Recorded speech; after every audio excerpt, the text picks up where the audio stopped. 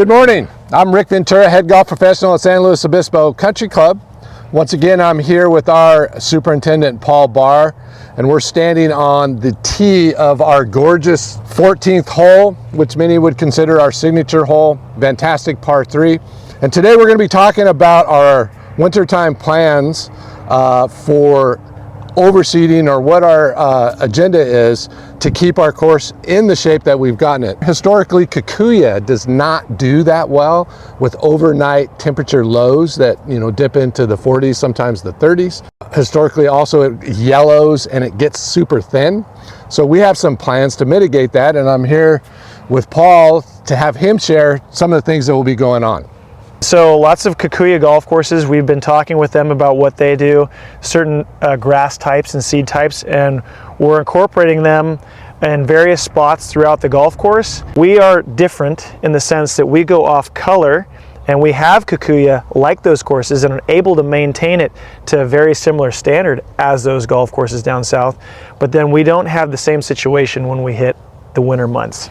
So as you're doing that, Paul, what can the membership expect? Will they see the seed? Will it change color overnight? Is this more of a winter and then into 2024, possibly the end of 2024? What can they expect to see this winter? We've already put a lot of the seed down. There's some things where we're trying, like, okay, let's put some down early, and then we put some down in a second application later into the season. The other would be that we've selected the par 3s because they're smaller in size for the shortcut groom cut per hole. So every par 3 shortcut, we have put out what is called POA Triv, and this is the common winning combination for a Kikuyu golf course. And what we would expect is to see green fairway shortcut this winter in those areas. Are tee boxes different? Tee boxes are no different. We also worked a ryegrass or a bent grass into these tees as a trial. And what we learned was that the bent grass was one that did not look weedy and provided a nice wintertime color and cover for the tee tops. To be certain that we were right and correct in that, we did another trial that we started after the renovation, after we opened up, on a couple of the tees. And we still have them under observation, but they look to be proving well. And so this winter, when we go off color, or the Bermuda is to lose a little bit of its color, how does the bent grass respond? And we're thinking that's going to be the formula that we will want to incorporate. Is the bent is one that comes up in the winter, and the Bermuda is the one that comes up and wins out in the summertime, and they ebb and flow, but it doesn't change to the eye. And if we have a winter where maybe it's not so cold, maybe a wet, last year we had a combination of a wet winter and a very cold winter. So we had as many frost days as we usually have with 40 plus inches of rain. If we have a warmer winter, how will that work with Kikuyu and the overseeding? Well, the idea is that the Kikuyu and the POA Triv, which is this winning formula that Kikuyu courses down south have worked with, it's a very similar color. That's why it's selected. So it doesn't look as weedy if the Kikuyu doesn't go off color. The POA Triv also, though, if it's warm enough, will burn out.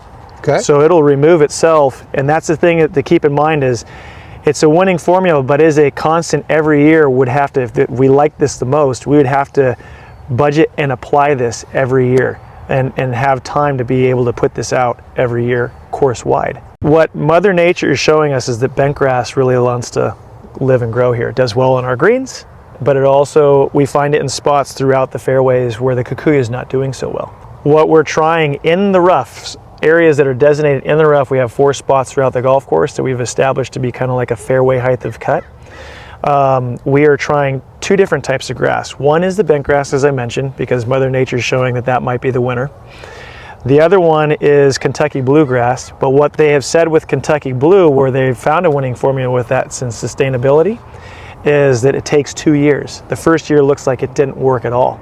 So we want to not impact play while we learn this, and we're putting it out in the rough to try it and learn it, and it's kind of a little bit of a time capsule sort of experiment. What would be accomplished there is very much like what we have on the greens. The POA and the bent coexist. We have 2 different types on the greens. With the fall being our premium weather, premium turf conditions, the goal is to keep getting better and to have this quality of turf year round. So when we have these 60, 70 degree days in January, that our turf is still looking like we did in summer as the goal. So we appreciate your time. We'd like to keep you informed of what we have going on. And once again, we are honored to be here at the club working for you. Thank you.